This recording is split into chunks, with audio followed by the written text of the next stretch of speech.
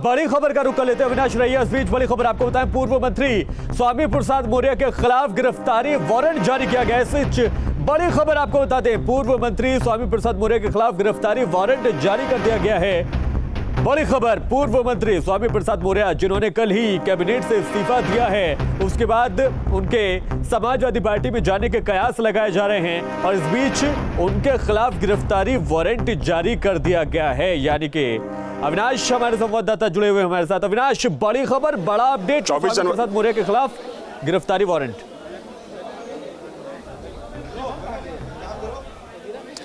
बिल्कुल, देखिए शफान, ये खबर अभी भी आ रही है और एमपी एमएलए कोर्ट, हालांकि जो खबर है उसमें यह है कि एमपी एमएलए कोर्ट ने 24 जनवरी को पेश होने का आदेश जारी किया है स्वामी मौर्य को। स्वतंत्र मंत्री रहे हैं और 7 साल से चूंकि ये मामला चल रहा है, धार्मिक भावना भड़काने का मुकदमा है और बसपा में रहते हुए इन्होंने पूजा ना करने का बयान दिया था।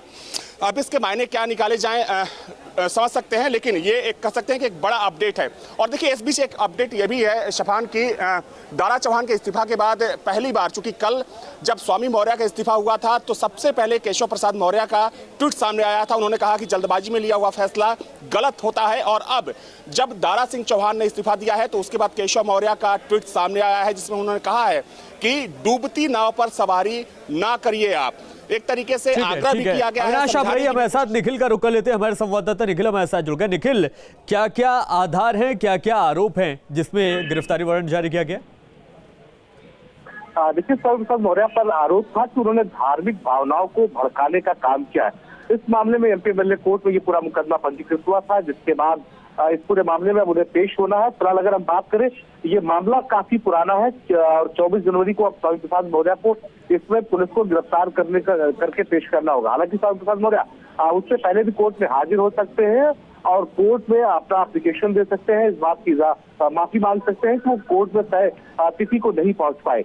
लेकिन जिस तरह से क्योंकि आप कई बार जब अनुपस्थित होते हैं तो कोर्ट लगातार इस बात की हेयरिंग जो है उसकी चलती रहती है, लिहाजा वो इस तरह के वारंट जारी करता रहता है। निश्चित तौर पर क्योंकि आप लंबे समय से स्वामी प्रसाद मौर्य कोर्ट की तारीख पर नहीं पहुंच रहे थे, इसके बाद ये गिरफ्तारी वारंट जारी किया गया। निखिल, पार्टी छोड़ने के बाद, इस्तीफा देने के बाद इस तरह से सख्ती, क्या मायने हैं इसके? देखिए, जहां तक कोर्ट का मसला है, इसे राजनीतिकरण से देखकर नहीं समझना चाहिए। पुराना मामला है। निश्चित तौर पर जब बड़े लीडर्स हैं उनके खिलाफ बहुत सारे मुकदमे पंजीकृत होते हैं और उन मुकदमों में आमतौर पर वो बड़े लीडर्स जाते नहीं है, उस पर हाजिरियों पर पहुंचते नहीं है, तो लिहाजा इस तरह के वारंट इशू होते रहते हैं। ये भी कोर्ट की एक प्रक्रिया है। अब क्योंकि मामला स्वामी प्रसाद मौर्य का है, स्वामी प्रसाद मौर्य ने अभी भारतीय जनता पार्टी सबसे समाजवादी पार्टी ज्वाइन की है और इस वक्त पर उनके खिलाफ वारंट जारी करना तो एक राजनीतिक गलियारे में चर्चा के लिए तो ये महत्वपूर्ण हो सकता है, एक चर्चा का विषय हो सकता है। लेकिन जब आप तकनीकी तौर पर जाएंगे, जब आप कोर्ट की प्रोसीडिंग को समझेंगे तो ये बात समझ में आएगी कि क्योंकि बहुत पुराना मामला है और निश्चित तौर पर उनके उपस्थित न होने की वजह से ये वारंट जारी किया गया। ठीक है निखिल, बहुत शुक्रिया तमाम जानकारी के लिए। अविनाश हमारे संवाददाता लगातार जुड़े हुए हैं हमारे साथ। अविनाश, बहुत पुराना मामला बताया जा रहा है, 2014 का मामला है ये, अब इसको एक बार फिर से एमपी एमएलए कोर्ट ने गिरफ्तारी वारंट जारी किया है। मुश्किलें बढ़ जाएंगी स्वामी प्रसाद मौर्य की? हाँ, देखिए मुश्किलें बढ़नी निश्चित तय है। हालांकि देखिए चूंकि टाइमिंग ऐसी है शफान की, इसको लेकर इसके राजनीतिक मायने निकाले जा सकते हैं, लेकिन कोर्ट की प्रक्रिया होती है और ऐसे मामले अक्सर देखने को मिलते हैं। अभी कुछ महीने पहले आपने देखा होगा कि अयोध्या से जो विधायक थे, भारतीय सरकार के विधायक थे खब्बूत तिवारी, बहुत पुराने मामले में उनको जेल हो गई, अभी भी वो जेल में है। तो ये एक कोर्ट की प्रोसीडिंग है जिसके तहत पेश होने का कोर्ट ने, एमपी एमएलए कोर्ट ने स्वामी मौर्य को आदेश जारी किया है। हालांकि इनकी तरफ से या जो इनके सहयोगी हैं उनकी तरफ से कहा जा सकता है कि चूंकि सरकार छोड़ दिया इन्होंने, इस वजह से ये कार्रवाई की जा रही है, लेकिन ये कोर्ट की प्रोसीडिंग है। जहां तक सवाल इस पूरे सियासी घटनाक्रम का है शफान, तो ये सियासी घटनाक्रम थमेगा कब ठहराव आएगा और कौन कौन से दूसरे चेहरे हो सकते हैं? क्योंकि देखिए कल जब स्वामी प्रसाद मौर्य ने इस्तीफा दिया तो एक एक करके वही चेहरे, जो चेहरे स्वामी मौर्य के साथ 2016-17 में बसपा छोड़कर भारतीय जनता पार्टी में आए थे, वही चेहरे एक एक कर कल उन्होंने भाजपा का भी दामन छोड़ दिया। खबर ये भी है कि कुछ और विधायक हो सकते हैं जो कि स्वामी मौर्य के सहयोगी हैं और दारा चौहान के सहयोगी हैं, वो भी भारतीय जनता पार्टी छोड़कर जा सकते हैं। कुछ समर्थक हैं यहाँ पर दारा सिंह चौहान के मेरे साथ। आप लोग कहाँ से हैं? आजमगढ़ से हैं। अच्छा, आजमगढ़ से हैं। ये बताइए किस तरीके से देखते हैं, क्योंकि सवाल देखिए, सवाल तो इन लोगों ने खड़े किए सरकार पर, लेकिन सवाल इन लोगों पर भी खड़े हो रहे हैं कि आखिर 5 साल बाद ही आपको याद क्यों आई जब 10 दिन बाद चुनाव होना है? पहले सारे लोग प्रयास करते रहे कि हो सकता है समस्याओं का निराकरण हो जाए। समस्याएं मतलब सबसे आखिर में ना तो ऐसा इनका कोई बयान सामने आया, बीच में सरकारी कार्यक्रमों में बहुत शानदार तरीके से शामिल होते थे, आयोजन करवाते थे। देखिए जनता है वो भी सब कुछ जानती है। अब पहले वाला ज़माना नहीं है कि आप जनता को बेवकूफ़ बनाकर कुछ कर लेंगे। सब कुछ जानती है, सोशल मीडिया है, मीडिया है, तो आपको जवाब देना पड़ेगा। जब ये जाएंगे चुनाव में तो इनको भी जवाब देना पड़ेगा कि आखिर सबसे आखिर लास्ट में आपको याद क्यों आई। क्षेत्रों में जाते रहे लोग, समस्याएं जनता रखती रही।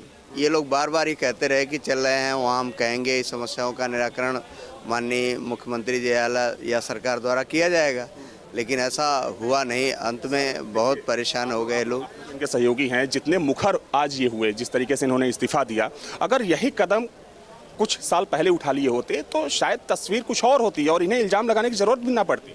नहीं, बहुत सारे लोग इसमें से गए भी, आपने देखा भी पीछे, लेकिन उनको दरकिनार किया गया। तो अगर ऐसा पीछे भी लोग करते तो दरकिनार कर दिया जाते। सुनवाई की बात तो बात दूर की रहती। अब ऐसा लगा है कि नहीं, एक समय ना इतना महत्वपूर्ण विभाग था इनके पास, वन पर्यावरण। क्या लगता है कि इनके जाने से, चूंकि आप लोग इनके समर्थक हैं, इनके जाने से कितना नुकसान होगा भाजपा को, और जिस पार्टी में जाएंगे उसे कितना फायदा? वो तो भाजपा ही बताएगी कितना नुकसान होगा, कितना उसको फायदा। आप हैं कहाँ से? नहीं, हम लोग मंत्री जी के रिलेटिव हैं, साथ रहते हैं। रिलेटिव हैं आप? हम लोग किसी पार्टी के आजमगढ़ से हैं। आजमगढ़ से आप? आपका घर क्योंकि आजमगढ़ में है, तो हम मधुबन से चुनाव लड़ते हैं। तो जो समस्याएं थी बार बार हम लोग से भी बताते थे, जो समस्याएं थी पिछड़ों दलितों के शोषण जो होता था इस सरकार में, तो मंत्री जी ने बराबर हम लोग से चर्चा करते रहते थे। मगर आपने बहुत प्रयास किया। जानते हैं सवाल टाइमिंग को लेकर है। अगर यही बात ये 1-2 साल पहले या 20 सरकार में बोले होते तो लोग भरोसा करते। अब जनता भी पूछेगी ना कि भाई आप अब इस तरीके की बात कर रहे हैं, जब बिल्कुल 10 दिन 15 दिन बाद चुनाव होना है, तो क्या मतलब है इसका? नहीं, देखिए, जो वर्तमान मुख्यमंत्री जी हैं वो हिटलर की तरह सरकार चलाते हैं। जो भी आवाज़ उठाता है उसको कहीं ना कहीं दबाने का प्रयास करते हैं।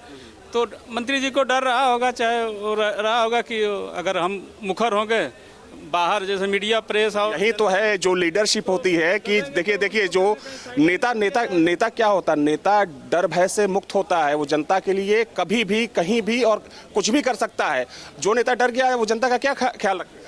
नहीं, जो नेता होता है तो अपना आखिरी 100% देने का जनता के लिए प्रयास करता है। आपने प्रयास किया 5 साल, आपके पास समय था, सरकार चाहती 6 महीने में सारा कुछ कर देती, लेकिन आपने पूरा प्रयास किया नहीं कर। जो दारा सिंह चौहान के जो सहयोगी हैं, उनके कार्यकर्ता, उनके अविनाश, हालांकि उनके जो सहयोगी है कोई खास दलील इसके पीछे नहीं दे पा रहे, लेकिन बहुत शुक्रिया, आपने तमाम अपडेट हमें दिए।